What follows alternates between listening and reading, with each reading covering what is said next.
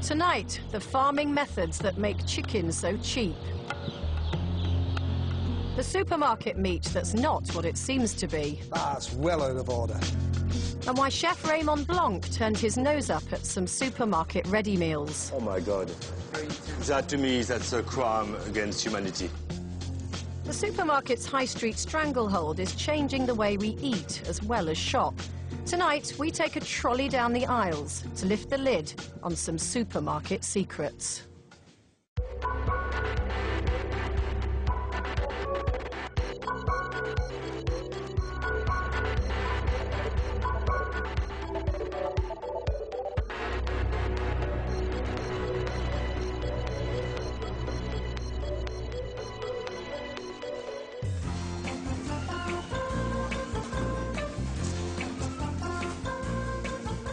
It's become an integral part of family life, the weekly trip to the supermarket for the family food shop.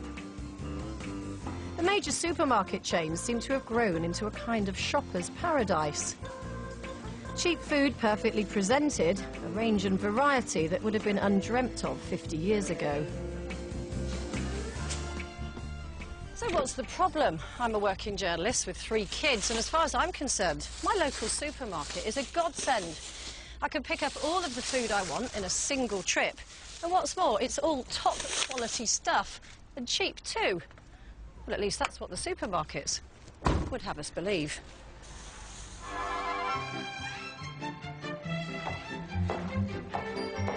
Sunday lunch, 1950s style. Mr. and Mrs. Average Britain sit down with the kids to an extra special treat.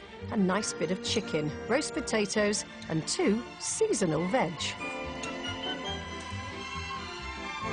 Katie! Dominic! Fast forward 50 years and that chicken has magically transformed from an expensive treat into Britain's staple diet. But now it's likely to be pre-packed, pre-prepared and ready to eat.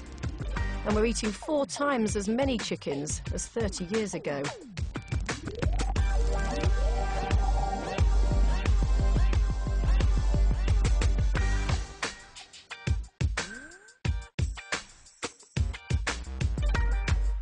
Or to put it another way, literally billions of thighs, breast, wings and drumsticks.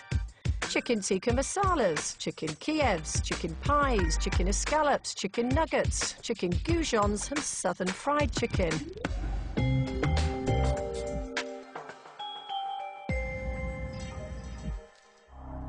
But there's a price to pay for all this cheap food, and it's not just a financial one. I've come deep into the rural heart of England to visit a highly successful, ultra-modern business. Hello, Jane. How are you? Very pleased to meet you. Nice to see you. Alan Simpson has built a facility which uses the most up-to-date technologies available. It's well run and super efficient. It's one of the largest independent units in the UK. It doesn't look like something I would traditionally call a farm.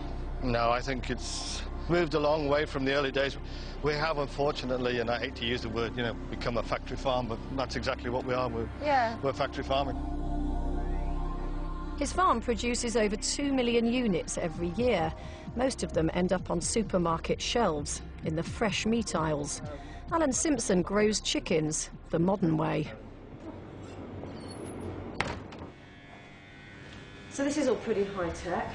What does this all do? Is it temperature? All the houses are, the environment is controlled. Daily temperatures, the lighting patterns, how much ventilation the bird receives. It takes care of it all by computer. Okay. Now then, before we go in there, I must ask you, no quick movements. Right. You are going to find this something different than you've seen before, so I'm asking you not to be too alarmed by it. If you move quietly, the birds will soon become adjusted to you. Okay, you've got me worried now, Alan. No. But you don't start any sharp movements to start with. Right. Okay, just let them. Are you going to go get used to it. Oh my God. Come on. As far as my eye can see, I can see chickens. My God. It's a good job I'm not frightened of birds. I've just stepped into the middle of 25,000 of them. So is this sort of like the legal maximum of birds that you're allowed to have in a space like this? No. We can grow chicken to a lot denser volume on the floor than this. Denser than this? Oh yes, this is what I'm happy with. There's more room for them to move around, and I'm personally just happier growing to 34 kilos a metre than the 38 kilos a metre that we're allowed. But not everyone can afford to be as scrupulous as Alan Simpson.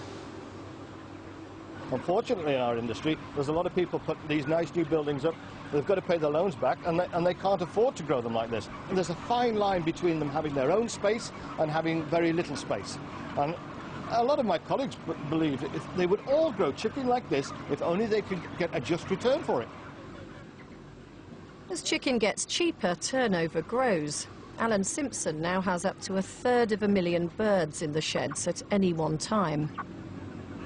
There's been a demand for cheap food, and then you get in the situation where they find out that, oh, well, they can now produce it for a little bit less, and you get driven down. The price just gets driven down.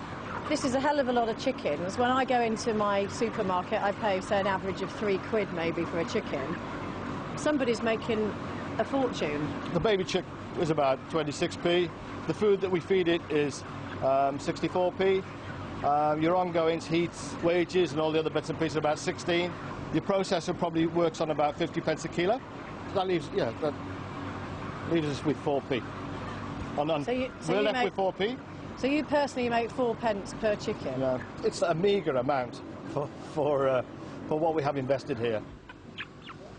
With farmers turning over millions of birds every year at just 4 pence a bird, it's vital to ensure that standards are kept high. So 5 years ago, the supermarkets and the poultry industry got together to launch the Assured Chicken Production Standards Scheme. Inspectors are supposed to make regular farm visits, even if they're pre-arranged. And if this red tractor logo is on a chicken on the supermarket shelves, it should mean that conditions in the broiler house have reached the proper standard. And this is all the more important because modern intensive farming techniques have turned chicken rearing into an industrial process. These chicks are a breed called Ross 308. Sounds like a sports car, but in fact it's the supermarket's favourite chicken, because it fattens up fast. If you're eating chicken from a supermarket this evening, chances are it'll be a Ross 308. Once these baby chicks start tucking into their specially developed high-protein feed, a modern broiler farm can grow a chick from this to this in just 42 days. And that means that these little chicks will fast forward through life, reaching maturity in just about half the time it took their 1950s forebears.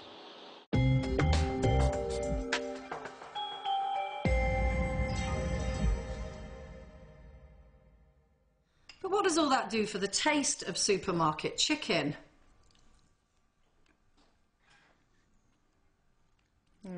Bland is about the best you can say, really.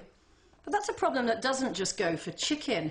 How does supermarket meat stand up against the traditional butcher?